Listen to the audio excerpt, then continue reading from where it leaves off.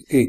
तो last time हमने discuss किया था हाफ वेव रेक्टिफायर, और हाफ वेव रेक्टिफायर के बाद हमने उसमें दो सिचुएशन ऐड की कि जो लोड है हमारे पास, ये लोड या कोई रेजिस्टिव हो सकता है, लोड हमारे पास रेजिस्टिव हो सकता है, या फिर एक इंडक्टिव हो सकता है, रेजिस्टर और इंडक्टर का कॉम्बिनेशन हो सकता है। तो इसको हमने नाम दिया RL लोड का, जबकि इस वाले लोड को हमने नाम दिया R लोड का। हमने देखा कि किस तरह से रिस्पांस जो डिफरेंट पैरामीटर्स हैं, कि अगर हमारे पास ये सोर्स वोल्टेज है और यहाँ से जो करंट फ्लो कर रहा है वो सोर्स करंट IS है, एक डायोड यहाँ पे है D1, एक फ्रीव्हीलिंग डायोड हमने ऐड किया D2। तो हमने देखा कि किस तरह से जो आउटपुट वोल्टेज है V0 उसके ऊपर फर्क पड़ता है, और I0 जो है, जो आउटपुट करंट है, उसके ऊपर कैसे फर्क पड़ता है।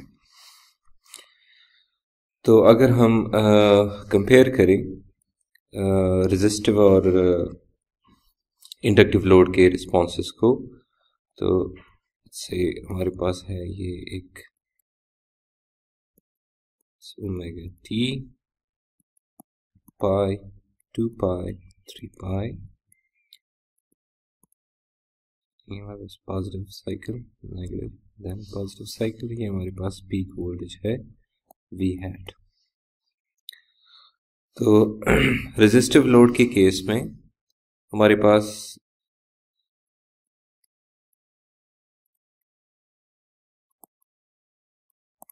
रेजिस्टिव लोड के केस में जो सोर्स करंट है,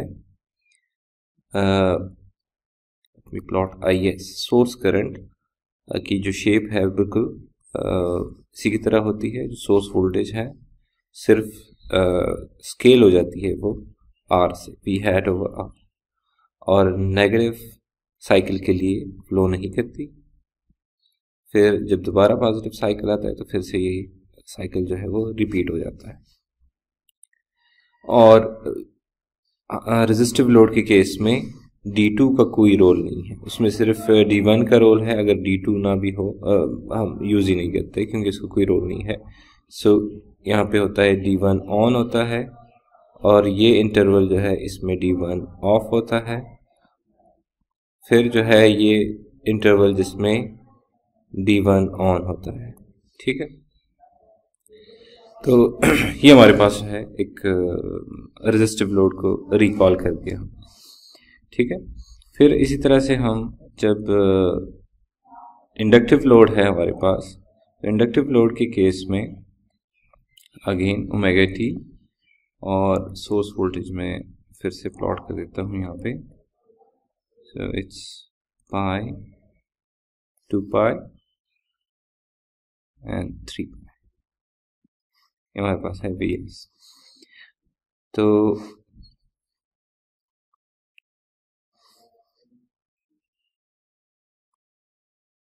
जो करंट है हमारे पास सोर्स करंट, अगर हमारे पास है हाईली इंडक्टिव लोड, ये जो मैंने यहाँ पे प्लॉट्स बनाई, ये है for R load, resistive load.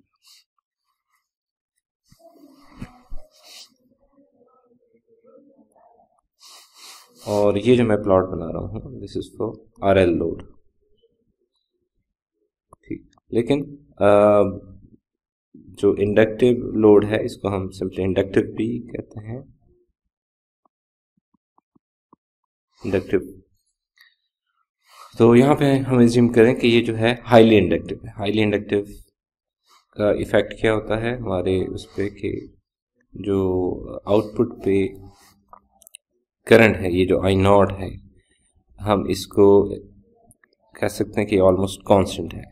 इसके अंदर वेरिएशन जो है वो नहीं है, ये कांस्टेंट हो गया because of L approaching infinity. तो एक बड़ी वैल्यू इंडक्टेंस की हम यूज़ कर रहे हैं, इस वजह से यहाँ पे एक कांस्टेंट करंट है I0। तो हम इसको कॉमनली ऐसे लोड को एक करंट सोर्स से रिप्लेस कर देते हैं, और जो कि जिसकी वैल्यू है I0। तो अगर ये सिचुएशन है हमारे पास, तो आउटपुट पे करंट फ्लो कर रही है I0, तो ये I0 सोर्स में से फ्लो करता है अगर पॉजिटिव साइकिल है ये I0, और ये D2 के थ्रू फ्लो करता है। इस केस में IS1 ID1 के इक्वल होता है, और 0 रहता है क्योंकि पाई से 2 पाई तक, क्योंकि इस रीजन में D2 ऑन होता है। इसका मतलब ये जो रीजन है इसमें ऑन होता है, D1 ऑन है, D2 इसमें ऑफ रहता है।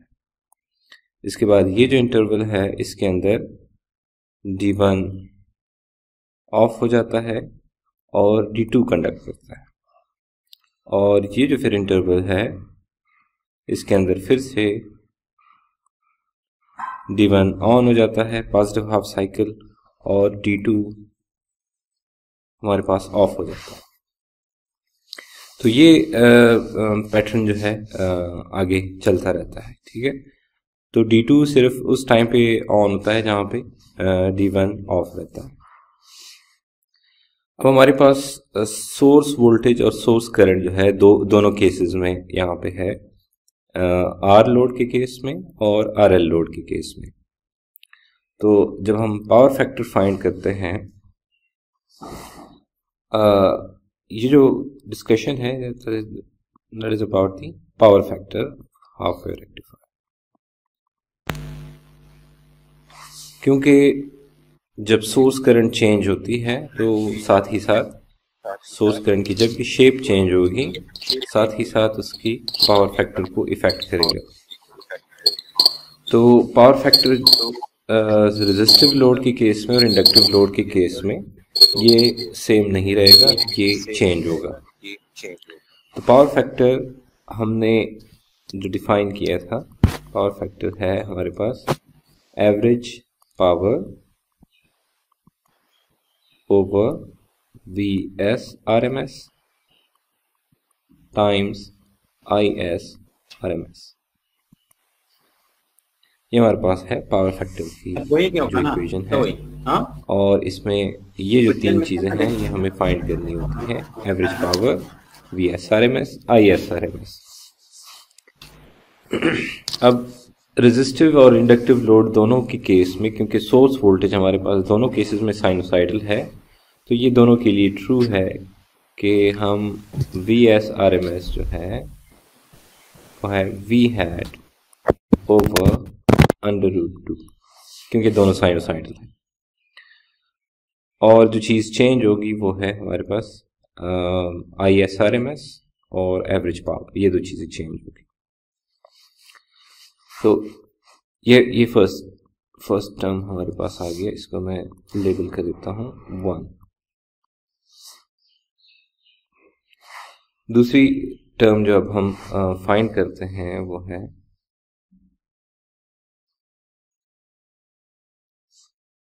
है IS RMS। तो IS RMS हम फाइंड करने के लिए इस वेवफॉर्म का पीरियड क्या है, जो कि ये RL लोड के केस में मैं डिस्कस कर लेता हूँ। पहले इसका पीरियड क्या है, 2 पाई, ठीक है। एक साइकिल जो है वो 2 पाई के बाद 2 पाई तक है, उसके बाद जो है ये रिपीट हो रहा है। सो 2 पाई इसका पीरियड है। सो हम लिखेंगे 1/2 पाई और इंटीग्रेट करेंगे हम सिर्फ पाई तक, रीजन के यहाँ के बाद ये 0 है। So will integrate from 0 to pi. और फंक्शन क्या है जिसे हम इंटीग्रेट कर रहे हैं, वो है एक constant that is I0। I0 को हम इंटीग्रेट कर रहे हैं। So will write I0 square d omega t under the root.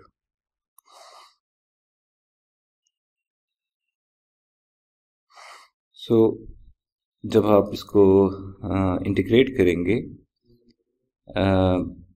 Simplify करते हैं, तो I0 स्क्वायर जो है वो आप रूट के बाहर लिख सकते हैं क्योंकि उसके साथ कैंसिल हो जाएगा अंडर रूट के साथ। और इस पार्ट का जो इंटीग्रल है वो आ जाएगा आपके पास पाई, वो पाई इस पाई के साथ कैंसिल हो जाएगा and we are left with under root pi over under root I naught over under root 2 IS RMS जो है हमारे पास ये वैल्यू आ गई। So let me label it equation 2। तो दो चीज़ें हमारे पास आ गई और तीसरा पार्ट जो है वो हम फाइंड कर लेते हैं, that is the average power. Source side average power, तो हमारे पास जो पावर है वो प्रोडक्ट है VS और IS का। तो हम एक साइकिल लेंगे 1/2 पाई, इंटीग्रेट करेंगे फ्रॉम 0 टू पाई। रीज़न क्या है कि जब यहाँ पर करंट जो है पाई से लेके 2 पाई तक 0 है, तो इसलिए पावर का जो प्रोडक्ट है instantaneous power, although source current 0 नहीं है, लेकिन जो प्रोडक्ट है इंस्टेंटेनियस पावर जो है, क्योंकि हम यहाँ पे इंटीग्रेट कर रहे हैं इंस्टेंटेनियस पावर को,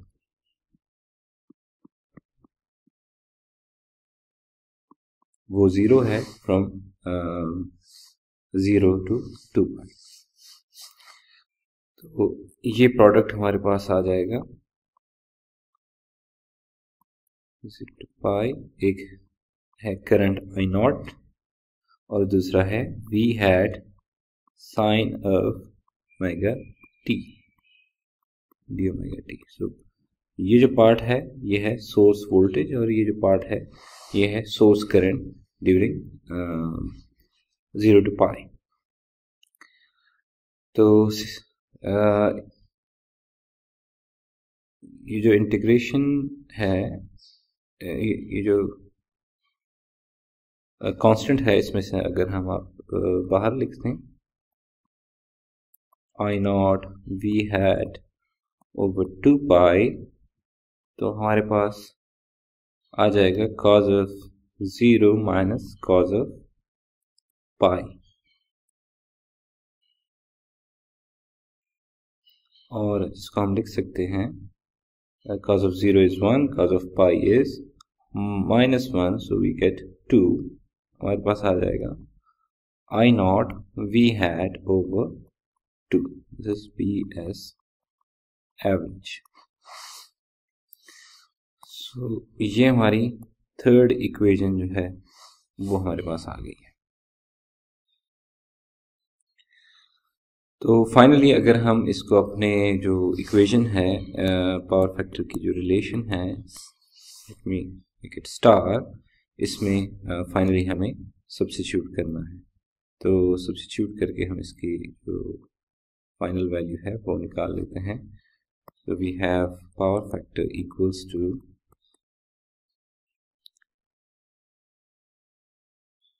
I0 V hat over I0 V hat over 2 divided by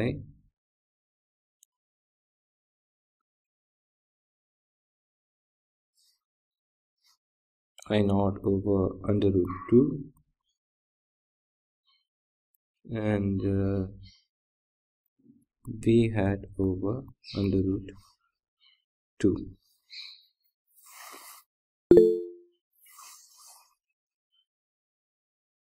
sorry यहाँ पे एक करेक्शन है कि ये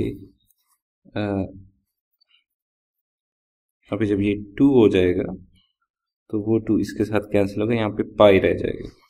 तो it's not divide by 2, it's divide by pi. तो वो करेक्शन जो है वो यहाँ पे भी करते हैं कि इट्स डिवाइडेड बाई पाई।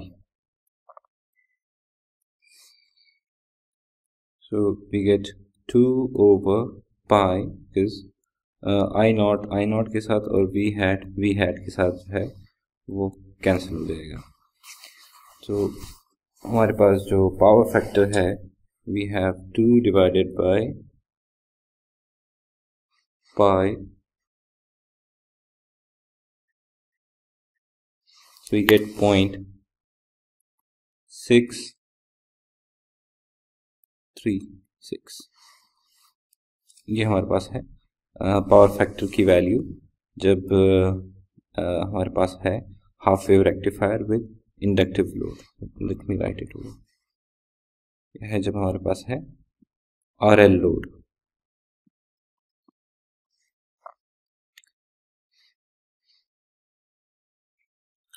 तो रेजिस्टिव लोड के केस की तरफ आते हैं। रेजिस्टिव लोड के केस में पावर फैक्टर जो है वो किस तरह होगा। तो अगेन इक्वेशन हमारे पास वही है मेन जिसके लिए हमें फाइंड करना है। पावर फैक्टर हमारे पास है इक्वेशन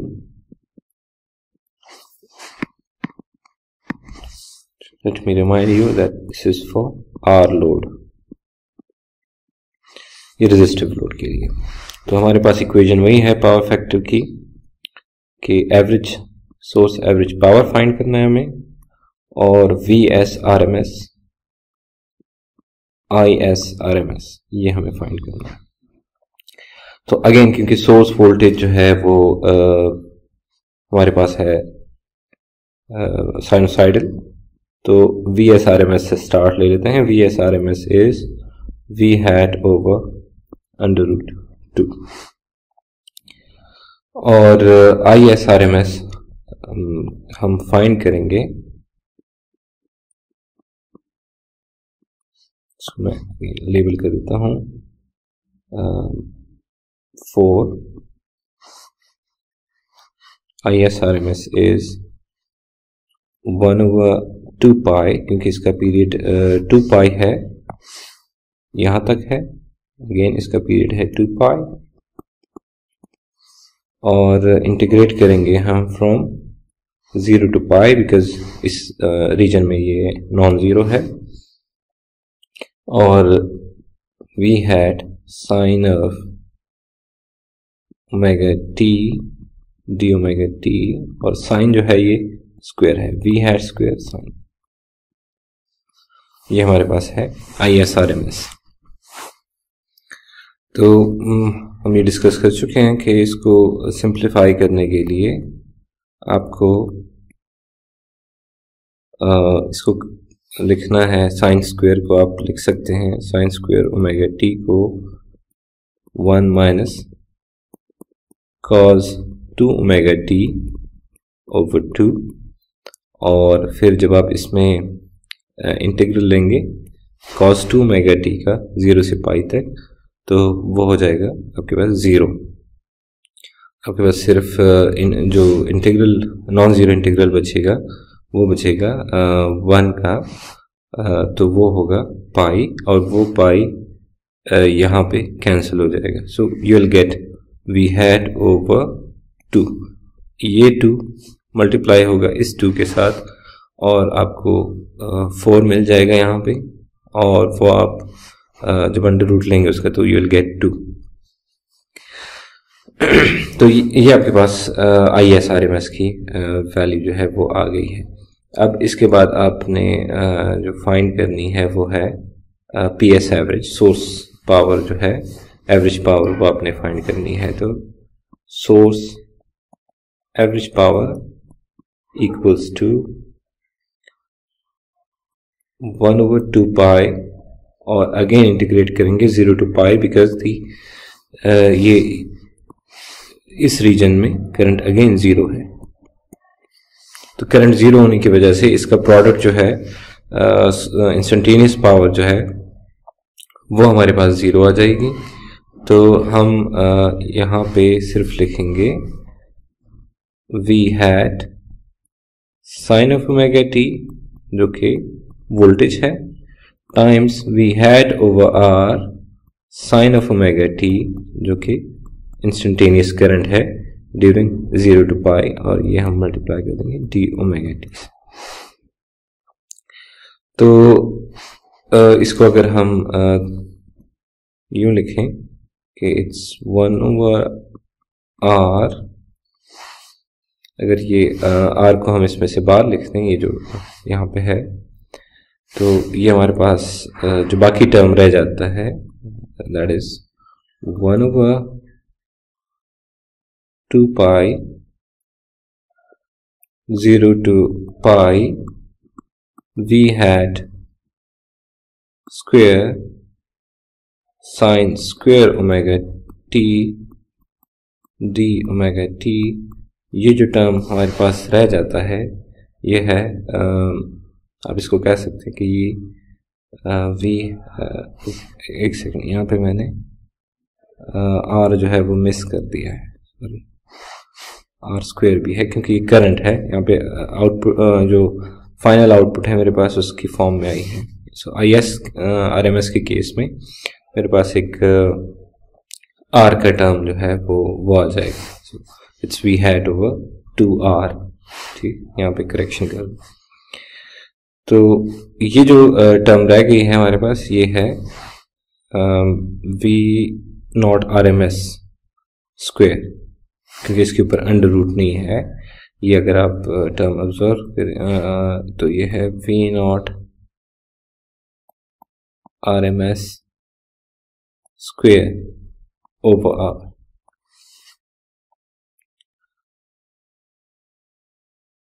तो V0 RMS हमारे पास सिंपली हम इसको कह सकते हैं कि वो हमारे पास है V hat over 2K। ठीक है, इसमें से अगर आप ये यहाँ से आप ऑब्जर्व कर सकते हैं, इसको मैं नंबर 5 कह देता हूँ, इक्वेशन 5। तो इक्वेशन 5 के अंदर अगर ये R स्क्वेयर ना होता तो ये V0 RMS की वैल्यू होती है।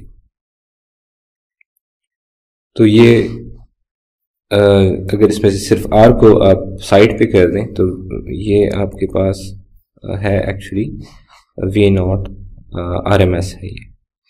तो हमारे पास आ जाएगा वैल्यू आ जाएगी V hat square over 4R। ठीक है, V0 RMS जो है V hat over 2 है, और जब आप उसको स्क्वायर करेंगे you will gate V hat over 4। सो अब आप फाइनली सब्स्टिट्यूट कर सकते हैं वैल्यूज को, और पावर फैक्टर में इस इक्वेशन में आप सब्स्टिट्यूट कर सकते हैं। So will get power factor equals to V hat square over 4R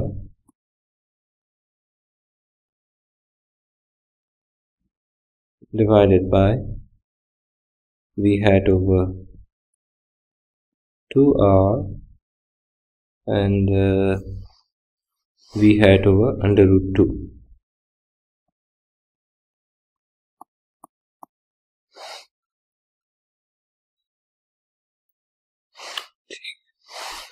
सही, तो हमारे पास जो चीज़ें कैंसिल होंगी वो है V hat स्क्वायर कैंसिल हो जाएगा, V hat के साथ, R कैंसिल हो जाएगा R के साथ, और हमें मिल जाएगा 2 under root 2 over 4। सो ये हमारे पास जो है रेजिस्टिव लोड के केस में पावर फैक्टर है जो कि है 0.707। ये हमारे पास है power factor in case of R load. सही, तो अब अगर जस्ट कंपेयर कर लें, अगर power factor in case of RL load और in case of R load, तो R लोड के केस में जो पावर फैक्टर है ये रिलेटिवली हायर है। रीज़न अगर हम इसको एक्सप्लोर करना चाहें तो हमने जो एक्सप्लिसिटली एक इक्वेशन लिखी थी पावर फैक्टर की कि it's product of distortion factor I1 RMS over IS RMS, fundamental और करंट की जो इनपुट करंट की जो RMS वैल्यू है उनका ratio times cause of V1। तो इन दो टर्म्स का प्रोडक्ट है। अब जैसे जैसे आप इंडक्टिव लोड बढ़ाते हैं तो ये जो टर्म है ये रिड्यूस होगा, और इस टर्म की रिडक्शन की वजह से इसका मतलब आप डिस्टॉर्शन ऐड कर रहे हैं इसमें वेवफॉर्म के अंदर। करंट वेवफॉर्म जो है वो और डिस्टॉर्टेड हो रही है, तो इसका मतलब उसकी वजह से पावर फैक्टर जो है वो रिड्यूस हो रहा है। और ये जो रिमेंबर कि ये जो हमने पावर फैक्टर बताया हुआ है ये हाईली इंडक्टिव लोड के लिए है। तो अगर आप ये आपके पास प्योरली रेजिस्टिव लोड है तो इसका मतलब यहाँ पे इंडक्टेंस जो है वो ज़ीरो है। अगर आप थोड़ी थोड़ी इंडक्टेंस ऐड करना शुरू कर दें और बढ़ाते जाएं, जब आप बहुत ज़्यादा इंडक्टेंस को बढ़ा देंगे सच दैट I0 जो है वो आपके पास कांस्टेंट हो जाएगा, तब आप जो है इस पावर फैक्टर पर पहुंच जाएंगे।